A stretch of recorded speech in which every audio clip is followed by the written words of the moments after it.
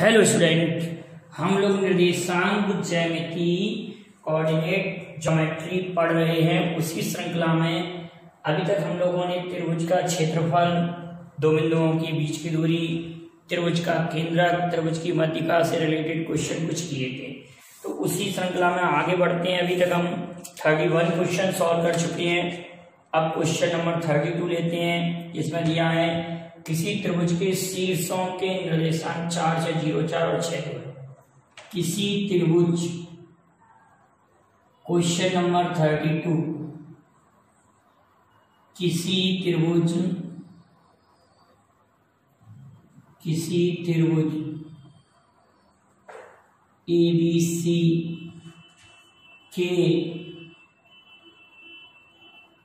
शीर्षों के निर्देशांक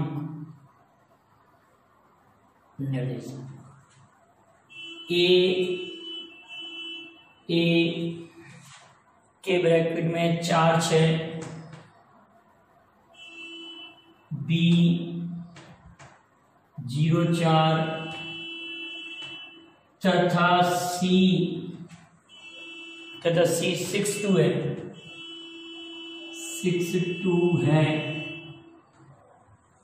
6, 2 है। तो ए से होकर जाने वाली माध्यिका का समीकरण ज्ञात करो। क्वेश्चन क्या कह रहा है? किसी त्रिभुज के शीर्षों के निर्देशांक 4, 6, 0, 4, 6, 2 है। तो ए से होकर जाने वाली माध्यिका की लंबाई क्या है? ए से होकर जाने वाली माध्यिका की लंबाई पूछ रहे हैं। हमने ये बनाया ट्रायंगल। क्या बनाया? त्रिभुज। त्रिभुज का शीर्ष ए हमारे पास दिया है 4, 6,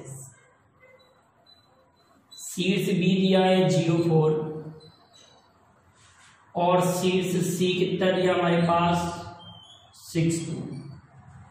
हमको ए से होकर जाने वाली मध्यिका की लंबाई निकालनी। किससे? शीर्ष ए से होकर जाने वाली मध्यिका। तो ए से होकर जाने वाली मध्यिका BC के मध्य बिंदु से होकर जाएगी।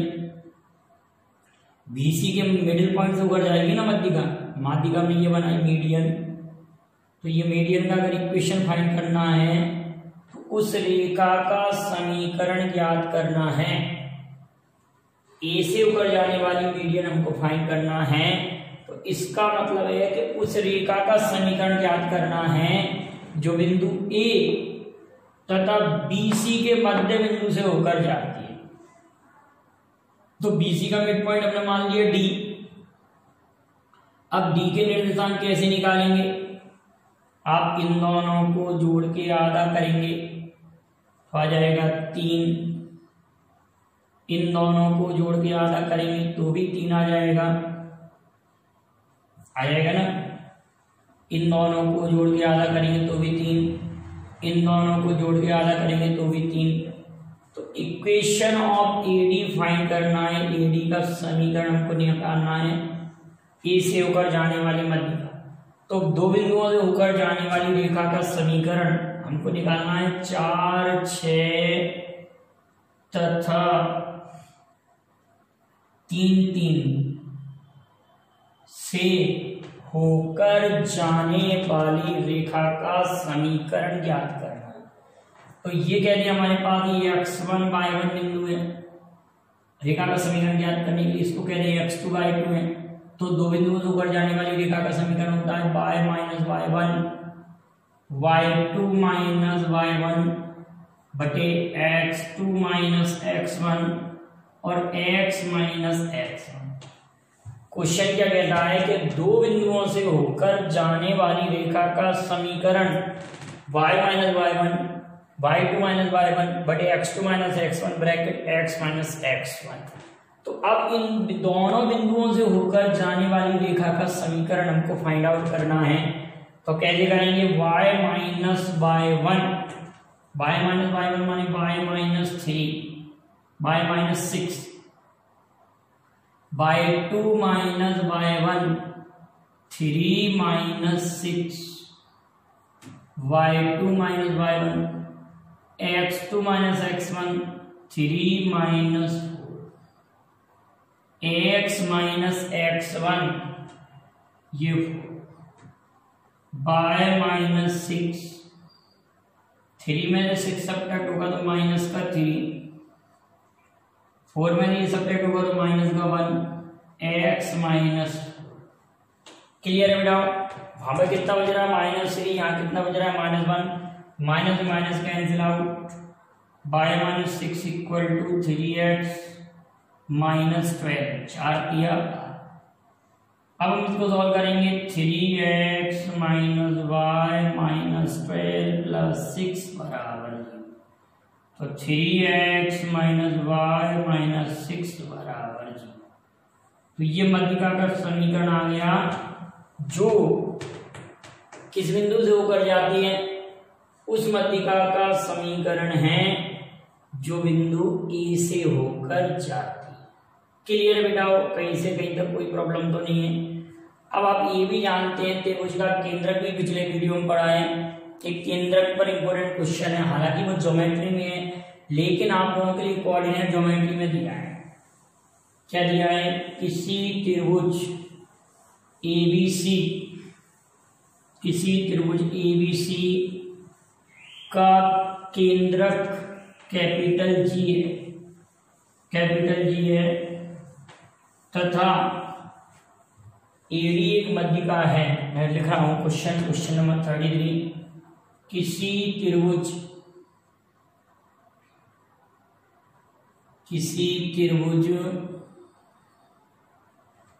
एबीसी का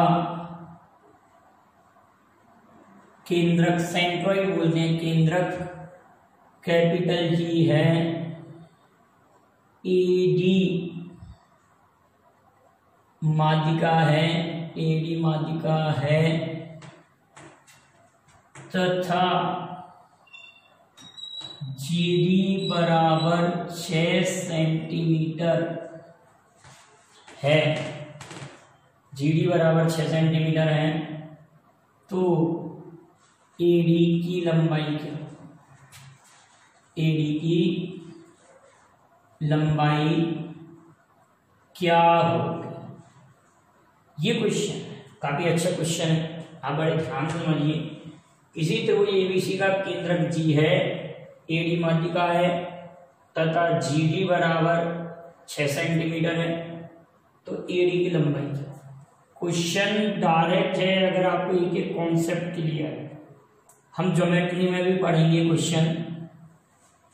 हमने बना दिया एबीसी कोई त्रिभुज, एबीसी त्रिभुज बना। एबीसी क्या है? Any triangle. एबीसी एक त्रिभुज है जिसमें एडी मध्यिका है, डी मध्य बिंदु है, एडी मध्यिका है और जी केंद्रक है और एडी मध्यिका है। अब सेंट्रॉइड जी, केंद्रक जी, मध्यिका एडी को शीर्ष से आधार की ओर, शीर्ष से आधार की ओर, कहने का अर्थ एजी अनुपात जीडी 2:1 के अनुपात में विभक्त करता। केंद्रक जी शीर्ष से आधार की ओर मध्यिका को 2:1 के अनुपात में विभक्त करता है। अगर हमने ये मध्यिका खींची, यहाँ पर ये वाली मध्यिका, और हमने ये वाली मध्यिका और खींची, इसी तरह से इसके लिए भी मध्यिका खींची, तो इसमें भी डी जी बटे जी जो भी हम लेंगे, एफ लेंगे, जी एफ, तो वो भी 2:1 के अनुपात में, ये ले लें, एफ ले लें, तो सबका रेशो सेम होगा 2:1। तो अभी हमको केवल एडी की लेंथ से मतलब है। आप डायरेक्ट भी सोच सकते हैं इस सवाल को, इतना डिटेल करने की आवश्यकता नहीं है। आप सोचिए ये वाली लंबाई हमारे लिए कितनी दी है, इतनी लेंथ अगर हम बात करें कि ए वाली लेंथ जो है ना वो कितनी दी है, 6 सेंटीमीटर दी है, 6 सेंटीमीटर दी है ये वाली लेंथ। तो हमको टोटल लेंथ फाइंड आउट करना है, ये टोटल लंबाई निकालना। ये 6 है तो ये हो जाएगी 12 ऊपर वाला मान, टोटल जोड़ेंगे एडी तो 18 हो जाएगा। आपको दिया है जीडी बराबर, जीडी की वैल्यू कितनी दी है, वैल्यू ऑफ जीडी बराबर 6 सेंटीमीटर। हमें निकालना है एजी बराबर 12 सेंटीमीटर आ जाएगा। तो टोटल निकालना है एडी बराबर 6 × 12, 12 × 6 18। इसको हम डायरेक्ट भी कर सकते हैं कि 6 की लेंथ दी है वो 1 अनुपात के बराबर में है और टोटल ये 3 हो जाएगा, 2 ऊपर वाला नीचे 1 वाला, तो 3 का गुणा करेंगे 36 18 सेंटीमीटर। ऐसे भी हम इसको फाइंड आउट कर सकते हैं। अब क्वेश्चन ऑफ स्टैंडर्ड थोड़ा सा बढ़ रहा है आपका निर्देशांक ज्यामिति में। अगला क्वेश्चन हम ले रहे हैं 3 बिंदु 2 2 6 3 तथा 4 11 से निर्मित त्रिभुज किस प्रकार का है। क्वेश्चन नंबर 34 लेते हैं। 3 बिंदु दिए हैं हमारे लिए, उनसे पूछा है कि इससे निर्मित जो त्रिभुज है वो कैसा है। क्वेश्चन नंबर 34, 3 बिंदु 2 2 6 3, 3 बिंदु 2 2 6, 3 तथा 4 11 से निर्मित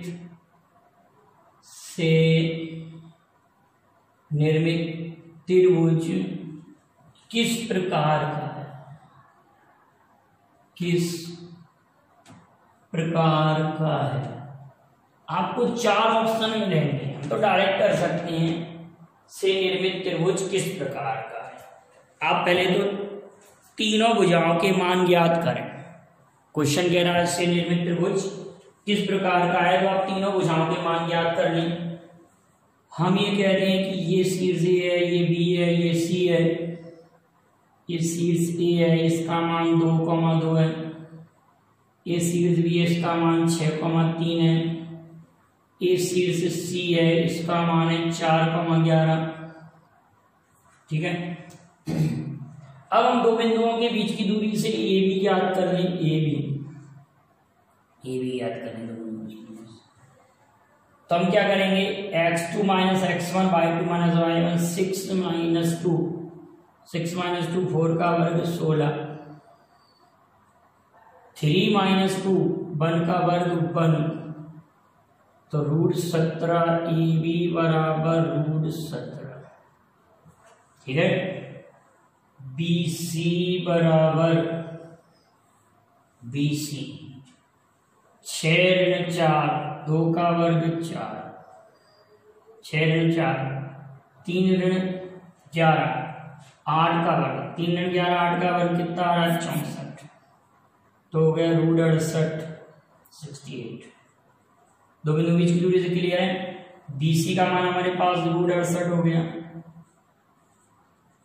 अब हमारे पास है ABBC CA फाइंड आउट कर लें। CA कैसे निकालेंगे, इसमें इसको घटाएंगे, 4 × 2 2 का वर्ग 4, 11 × 2 11 × 2 9 का वर्ग 81, तो √85। CA का मान √85 आ गया। अब हम ये देख रहे हैं कि अगर हम AB का वर्ग करें, यहाँ पर पेपर में ऑप्शन आएगा, पेपर में ऑप्शन आया समबाहु त्रिभुज, तो समबाहु तो नहीं है ना बेटा, समबाहु त्रिभुज इक्विलेटरल ट्रायंगल, समबाहु त्रिभुज। दूसरा ऑप्शन आएगा समद्विबाहु त्रिभुज, समद्विबाहु त्रिभुज, ये भी नहीं है। तीसरा आया विषमबाहु त्रिभुज, विषमबाहु नहीं आएगा, समकोण त्रिभुज, समकोण त्रिभुज। और अगला समद्विबाहु समकोण, समद्विबाहु समकोण त्रिभुज। तो समद्विबाहु शब्द तो तब लगता है जब दो भुजाएं बराबर होती, कहीं से कहीं तक भी दो भुजाएं बराबर नहीं है। समबाहु जब होता जब तीनों भुजाएं बराबर होती, समबाहु भी नहीं है, समद्विबाहु भी नहीं है, समद्विबाहु भी नहीं है, समद्विबाहु समकोण भी नहीं है। तो फिर डेफिनेट ये समकोण होगा, क्योंकि हमको ये दिख रहा है ना कि AB का वर्ग प्लस BC का वर्ग बराबर CA का वर्ग। AB का वर्ग मतलब 17, BC का वर्ग 68 और ये है हमारे पास 85। AB का वर्ग प्लस BC का वर्ग बराबर CA का वर्ग। इन दोनों को जोड़ेंगे तो टोटल इन दोनों के वर्गों का योगफल इसके वर्ग के बराबर है। तो त्रिभुज समकोण त्रिभुज होगा। कैसा त्रिभुज है ये? समकोण त्रिभुज है। क्योंकि यहाँ पर अगर आपसे ये कहा जाए कि किन दो के बीच का कोण 90 डिग्री, इसमें कौन सा कोण 90 डिग्री है, तो आप ये कह रहे हैं ना सर कि AB का वर्ग प्लस BC का वर्ग, AB का वर्ग और BC का वर्ग CA के वर्ग के बराबर है ना। तो समकोण तो फिर आपका B पर होगा। यहाँ पर भुजा B पर मतलब एंगल B समकोण होगा। AB और BC के बीच का कोण 90 डिग्री होगा। अगर आपसे कहा जाए कौन सा कोण 90 डिग्री होगा तो कोण B 90 डिग्री होगा। अगर हम इनमें पॉइंट ABC करके वो दे देते हैं कि किसी त्रिभुज ABC के 3 बिंदु ABC इस प्रकार से एक का कोऑर्डिनेशन ये है, तो किस पर 90 डिग्री का कोण बनेगा? तो कोण B पर, शीर्ष B पर 90 डिग्री का कोण बनेगा। तो कोण B बराबर 90 डिग्री। और वैसे तो हमसे सीधा सीधा पूछा है निर्मित त्रिभुज किस प्रकार का है, तो निर्मित त्रिभुज समकोण त्रिभुज है।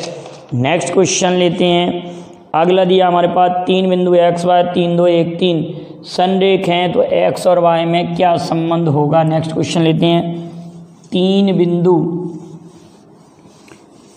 दिए हैं x y, लिख रहे हैं अभी हम 3 बिंदुओं को। 3 बिंदु x y 3 2 तथा 1 3 35 नंबर का 3 बिंदु x y 3 2 तथा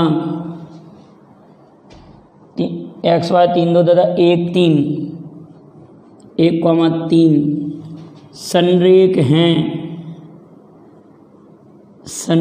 हैं, तो x तथा y में क्या संबंध होगा? क्या संबंध होगा? x तथा y में क्या संबंध होगा? 3 बिंदु x y 3 2 1 3 संरेख हैं, तो x तथा y में क्या संबंध होगा?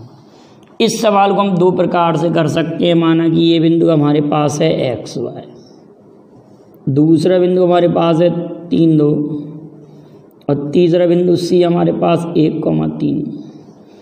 अगर ये संरेख हुए, आप समझ रहे हैं, अगर ये संरेख हुए तो इनसे निर्मित त्रिभुज का क्षेत्रफल 0 होगा। कहने का अर्थ 1/2 x1 x2 x3 बराबर 0। 23 31 और 12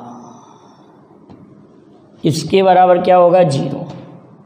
तो यहाँ पर ये x1 x2 x3 है हमारे पास, तो 1/2 बराबर भी 0 कर दें। x1 की वैल्यू x लिख दिया हमने, अगली वैल्यू हमने ये लिख दिया 3, अगली वैल्यू हमने लिख दी 1 बराबर 0।